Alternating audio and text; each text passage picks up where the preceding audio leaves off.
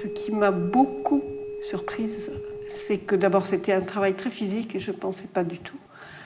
Et en second lieu, ça m'a donné une confiance en moi que je n'avais pas et qui s'est affirmée de plus en plus. On disait que je chantais faux, ce que je dénigrais complètement, donc je me suis dit je vais essayer de travailler la voix. Et un jour j'ai été prise à mon propre jeu. J'avais écrit un poème et je l'ai lu. Et j'ai levé la tête et je me suis rendu compte que personne ne m'avait entendu, personne ne m'avait écouté. C'était dans un cercle où on était 4 ou 5, pas plus. Alors ça, je me suis dit, bon, ça, il faut y aller, donc j'y suis allée.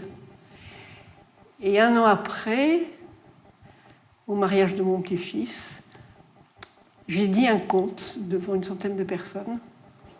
Et après, tout le monde est venu me féliciter. On m'a même demandé si j'étais conteuse. Moi, je me tais en général, chez moi. Et maintenant, il n'y a pas très longtemps, j'étais dans un contexte familial très intime, mais taisez-vous. Et j'ai dit, bah, écoutez, non, parce que j'ai moi aussi droit à la parole.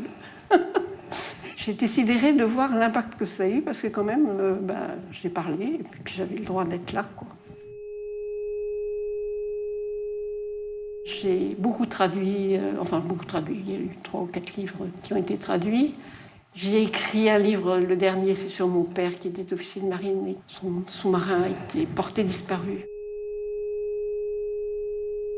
Chez Françoise, il y a un climat de confiance et une bienveillance qui fait que tu te sens bien, parce que quand même, pendant les cours, on se donne à voir devant 4 personnes et on y va, quoi.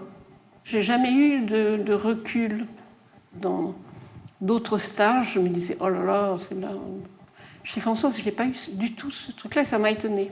J'y vais chaque fois avec beaucoup de joie. Je suis assez contente parce qu'en fait, bon, à l'âge que j'ai quand même 87 ans. On n'a plus besoin de chercher quoi que ce soit. Et je suis encore à la recherche du nouveau et ça me plaît bien. J'ai l'envie de chanter et j'ai envie que ce soit un plaisir. Et j'ai l'impression que mon oreille s'est affinée aussi. Et puis, en fait, on voit aussi les progrès qu'on fait, pas simplement d'un point de vue confiance en soi, on fait plus attention à son corps, on l'écoute de son corps. Et ça, c'est pas une chose que j'ai apprise, l'éducation, c'était pas ça. Il fallait surtout pas écouter son corps. Et là, c'est une prise de conscience qui est... Et puis une attention qui est bonne, quoi. Enfin, je pense que... Voilà, on n'est pas là pour souffrir, on est là pour profiter de la vie, en fait.